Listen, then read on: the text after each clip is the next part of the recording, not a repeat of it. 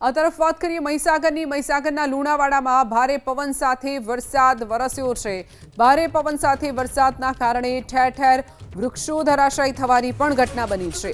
તોફાની પવનના કારણે મોડી રાત્રિના ગ્રામ્ય વિસ્તારમાં વીજ પુરવઠો પણ ખોરવાયો હતો। મલેકપુર કડાણા હાઈવે ઉપર વૃક્ષ ધરાશાયી થતા વાહન વ્યવહાર અટક્યો છે।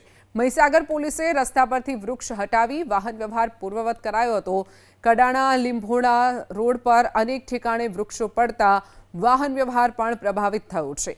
તો મહીસાગર પોલીસ પણ રસ્તા પર પહોંચી અને જે વૃક્ષો પડ્યા હતા તેને પણ હટાવવાની કામગીરી કરી હતી। જે દ્રશ્યો આપ જોઈ શકો છો, મોડી રાત્રે જે વરસાદની સાથે વાવાઝોડું આવ્યું હતું, વંટોળ આવ્યું હતું, જેના કારણે અનેક વૃક્ષો ધરાશાયી થવાની ઘટના બની હતી। ઘટનાની પોલીસને જાણ થતાં જ પોલીસની ટીમ ત્યાં પહોંચી તાત્કાલિક અને રસ્તા પરથી વૃક્ષો હટાવવાની કામગીરી પણ પોલીસ દ્વારા કરવામાં આવી હતી।